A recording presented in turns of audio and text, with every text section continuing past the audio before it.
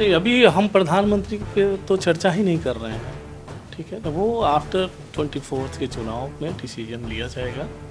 अभी यहाँ प्रधानमंत्री कौन होगा ये मायने नहीं रखता है, ये महत्वपूर्ण विषय नहीं है। महत्वपूर्ण विषय ये है कि कैसे देश की संविधान की रक्षा हो, देश के जितने भी इंस्टीट्यूशन हैं जिसको एकदम बर्बाद कर दिया गया है उसकी रक्षा हो। जब संविधान बचेगा, इंस्टीट्यूशन बचेंगे, तभी तो हम बचेंगे, प्रधानमंत्री बनेंगे। अभी प्रधानमंत्री मायने नहीं रखता है। इस वक्त भारतीय राजनीति एक अलग दौर से गुजर रही है। ऐसे में राष्ट्रीय जनता दल के राष्ट्रीय सचिव मेरे साथ हैं संतोष जायसवाल जी। राजनीतिक मुद्दों पर बात करने के लिए सबसे पहले सर मॉलिटिक्स में बहुत बहुत स्वागत है आपका। Thank you. सर सबसे पहला सवाल, 2024 में जिस तरीके से सीएम नीतीश कुमार और उनके साथ साथ तेजस्वी यादव भी जिस तरीके से प्रधानमंत्री नरेंद्र मोदी के आगे एक बड़ा चेहरा खड़ा करना चाहते हैं, एक मजबूत विपक्ष, आपको क्या लगता है कि आप प्लानिंग है कैसे करेंगे? ऑब्वियस है, आज की जो राजनीतिक हालात हो गए हैं देश के, ये मांग है। बीजेपी ने जो हालत कर रखा है देश को, उन्होंने जो प्रॉमिस करी, कहीं कुछ नहीं है, सारा फेल है। ना रोजगार है, ना विकास है, केवल राजनीति हो रही है धर्म पे, पाकिस्तान पे। देश की जितनी भी समस्याएं हैं सारी चीज़ें गौन चली गई है। नीतीश कुमार सर्वमान्य चेहरा है, बहुत अच्छे सुशासन का अनुभव है उनका, बहुत लंबा पॉलिटिकल अनुभव है उनका। हमारे नेता तेजस्वी जी साथ में हैं। तो हम लोगों की कोशिश है कि जितनी भी विपक्षी पार्टियां हैं उनको एक डैश पे लाया जाए और एक प्लान के तहत हम 224 में चुनौती देंगे। वो प्लान है 1 to 1 का। अब देखते हैं आगे। चेहरा कौन होगा 1 to 1 में? कुछ ऐसी कोई प्लानिंग है नीतीश कुमार जी की? नहीं, अभी ऐसा कुछ चेहरे पे हम चुनाव नहीं लड़ेंगे। हमें बीजेपी को हराना है।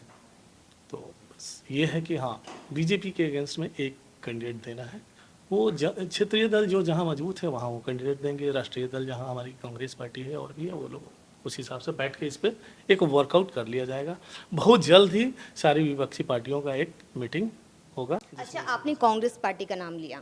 कांग्रेस पार्टी जब बिहार में विधानसभा चुनाव होता है उस वक्त आपकी जो पार्टी है सबसे ज़्यादा आपकी पार्टी को वोट मिलते हैं, लेकिन आप लोग सरकार नहीं बना पाते और इसकी वजह कहीं ना कहीं कांग्रेस को माना जाता है क्योंकि वो ज़्यादा सीटों पर लड़ती है। ऐसा आप लोग का स्पेकुलेशन है, हम ऐसा कुछ नहीं मानते। हम लोग जो भी कोलिशन धर्म है उसको निभाते हैं और शुरू से हमारी कांग्रेस पार्टी के साथ गठबंधन रही है और रहेगी, और इसमें ऐसा कुछ नहीं है।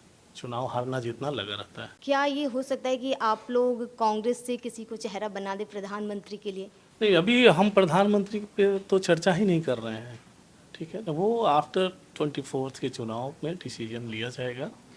अभी यहाँ प्रधानमंत्री कौन होगा ये मायने नहीं रखता है, ये महत्वपूर्ण विषय नहीं है। महत्वपूर्ण विषय ये है कि कैसे देश की संविधान की रक्षा हो, देश के जितने भी इंस्टीट्यूशन हैं जिसको एकदम बर्बाद कर दिया गया है उसकी रक्षा हो। जब संविधान बचेगा, इंस्टीट्यूशन बचेंगे, तभी तो हम बचेंगे, प्रधानमंत्री बनेंगे। अभी प्रधानमंत्री मायने नहीं रखता है। सीबीआई और ईडी के जो एक्शन है वो विपक्ष के नेताओं पे सबसे ज़्यादा दिखाई देते हैं। क्या ये राजनीतिक साजिश है? ऑब्वियस है, ये टोटली पॉलिटिकल वेंडटा है। उनको कुछ समझ नहीं आ रहा है तो बस विपक्ष के नेताओं पे एन केन प्रकेन अटैक करना है। लालू प्रसाद यादव जी जो हैं वो, उनका पूरा परिवार इससे छूता नहीं है, लगातार उन पे एक्शन होते रहते हैं, इस पे क्या कहेंगे? हमारे नेता कभी समझौता नहीं किया इन फासिस्ट ताकतों से। तो ऑब्वियस है, ये तो सारी दुनिया जानती है, कहने की विषय ही नहीं है। हमें तो हमेशा ही कभी ईडी, कभी सीबीआई, कभी इनकम टैक्स, नॉट इवन केवल लालू प्रसाद यादव जी की फैमिली या हमारे नेता तेजस्वी जी यादव जी, पूरी बहनोई सारे लोगों को टारगेट किया जाता है। हम लोग इससे डरने वाले नहीं हैं, ये सब चलते रहता है, पहले से ही चलता रहा है। अच्छा, आपने बहनों का नाम लिया तो सवाल ये है कि रितु जायसवाल जी जो हैं उन्हें आपकी पार्टी ने प्रदेश अध्यक्ष बनाया गया है उन्हें। आपको क्या लगता है, आप भी जायसवाल हैं, वो भी जायसवाल हैं, आपको क्या लगता है कि बनिया समाज जो है वो बीजेपी का कोर वोटर माना जाता है, 2024 में इसे आप लोग अपने पक्ष में कैसे करेंगे? हाँ, आप लोग ये बताओ, जातिवाद को पॉलिटिक्स से मत जोड़िए, काम को जोड़िए। रितु जी बहुत ही अच्छी। जातिवाद बिहार में प्रमुख है क्योंकि जातीय जनगणना इस वक्त की सरकार ने करवाया है। जातीय जनगणना नहीं, वो सर्वे है, आप उसको गलत शब्द से दे रही हैं। जनगणना नहीं है, जनगणना कराने का पावर जो है। बिल्कुल, इसीलिए हाईकोर्ट ने इसीलिए तो रोक लगाया है।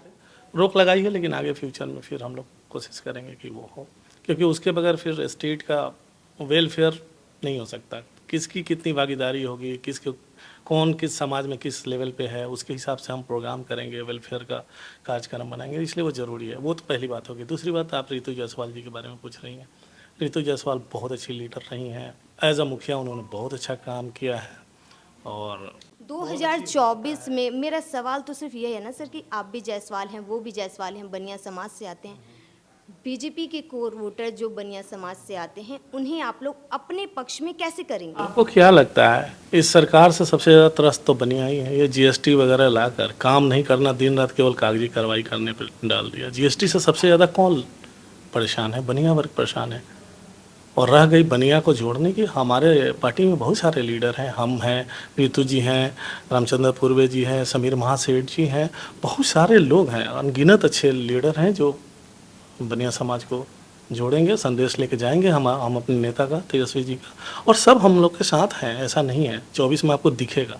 अच्छा, आपने बोला कि आप लोगों ने सर्वे करवाया, जातीय जनगणना तो करवाई नहीं है, लेकिन बीजेपी आरोप लगाती है आप लोगों पे कि आप लोग सिर्फ नाम बदल दे रहे हैं लेकिन पैसे बर्बाद हो रहे हैं, क्योंकि आप लोग को अधिकार नहीं है। ये तो आपने भी बोला कि जातीय जनगणना का नहीं है। सिर्फ सर्वे नाम दे देने से ऐसे पैसे बर्बाद होना, क्योंकि आप कहते हैं कि जाति के नाम पे तो वोट होगा नहीं, क्योंकि बीजेपी सरकार से लोग त्रस्त हैं। तो क्या है फिर, आप क्या कहेंगे? क्योंकि बीजेपी तो बार बार आरोप लगा रही है कि आप लोगों ने पैसे बर्बाद किए हैं। प्रधानमंत्री पूरे विदेश और दुनिया के दौरे पे जाते हैं, करोड़ों अरबों खर्च होता है, क्या मिलता है उससे देश को? और अगर हम किसी स्टेट में वो समाज के प्रत्येक वर्ग के लोगों के वेलफेयर के लिए अगर हम सर्वे करा के उस हिसाब से अगर कुछ प्लानिंग करें, तो ये पैसे की बर्बादी नज़र आती है। चश्मा अलग अलग है देखने का, वो अपने चश्मे से देख रहे हैं, हम अपने चश्मे से देख रहे हैं। हमें लगता है कि ये ज़रूरी है हमारे बिहार के विकास के लिए, इसलिए सब पार्टियां इसमें राजी थी। तो बीजेपी को अपोज करनी चाहिए थी असेंबली में, उन्होंने किया क्यों नहीं? करना चाहिए था ना, बिहार बीजेपी को अपोज करना चाहिए था, उन्होंने तो किया नहीं। वो भी सपोर्ट में खड़े थे। अगला सवाल ये है कि बिहार के अगले सीएम तेजस्वी यादव होंगे? देखिए, अभी हमारे सामने 24 का यक्ष प्रश्न है, 25 उसके बाद है। हम इस पर फिर कभी चर्चा आपसे करेंगे। और हाँ, हम इतना कहेंगे कि हमारे नेता 25 में बिहार के मुख्यमंत्री बनेंगे, ये हम जानते हैं। मतलब तेजस्वी यादव। अच्छा, तेजस्वी यादव मुख्यमंत्री तब बनेंगे क्योंकि नीतीश कुमार जी जो हैं, उनका अगर ट्रैक रिकॉर्ड देखा जाए तो वो कुर्सी के लिए कभी भी इधर से उधर जाते हैं। भले उन्होंने बोला है कि अब वो राजनीति, मतलब अब वो मुख्यमंत्री नहीं बनेंगे, एक तरीके से उन्होंने बोला था कि मुख्यमंत्री अब अगले जो होंगे वो तेजस्वी यादव होंगे, लेकिन नीतीश कुमार पे कितना विश्वास करते हैं आप लोग? क्योंकि उनका ट्रैक रिकॉर्ड तो कुछ और ही कहता है। नहीं है, आपका ये मानना होगा। नीतीश कुमार जी ने, मुख्यमंत्री जी ने बहुत सारे मंचों से बोला है कि अब आगे का सारा चीज़ तो हमारे नेता देखेंगे। हमें उन पर पूरा फेथ है और तभी हम लोग कोलिशन में हैं। और वो सुलझे हुए नेता हैं, ऐसा कुछ नहीं है।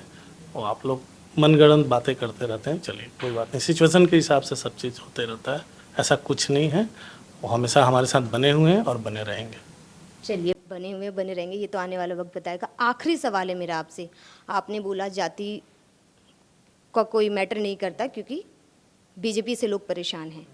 अब आप लोगों ने, आपकी सरकार ने आनंद मोहन को जेल से रिहा किया, राजपूत समाज से आते हैं। क्या राजपूत समाज के वोटरों को साधने के लिए ये सब किया गया है? अच्छा, ये बताइए, वो लिस्ट आपने देखी है? 27 लोगों को रिहा किया गया है, उसमें पूरे समाज के हर वर्ग के लोग हैं, यादव हैं, सारे हैं, मतलब नाम लेना ये है। तो आप पार्टिकुलर आनंद मोहन जी को क्यों पॉइंट आउट कर रहे हैं? सबसे लाइमलाइट में तो वही हैं और बार बार बीजेपी आरोप लगाती है। ये देखिए, उनकी रिहाई को लेकर तो हमारे बिहार के बीजेपी के नेता सुशील मोदी छाती पीट रहे थे कि उनकी रिहाई होनी चाहिए, रिहाई होनी चाहिए। आपने देखा ही होगा, उनका पुराना ट्वीट भी देखिए और सब चीज़। और भी नेता लोग थे कि नहीं नहीं नहीं, उनकी रिहाई होनी चाहिए। अब जब कानून के दायरे में रहकर मुख्यमंत्री जी ने ये काम किया, उन्होंने सज़ा काट ली थी, 15 साल उन्होंने जेल काटा है, उनका आचरण अच्छा रहा है, सारी चीज़ें जो है कानून के दायरे में हुई है, तो फिर इतना हो हल्ला क्यों? ऐसा कुछ नहीं है, बस बीजेपी हर चीज़ को बस राजनीति रंग देना चाहती है, इसलिए ऐसा कुछ नहीं है। चलिए, बहुत बहुत शुक्रिया आपका हमसे बात करने के लिए। धन्यवाद।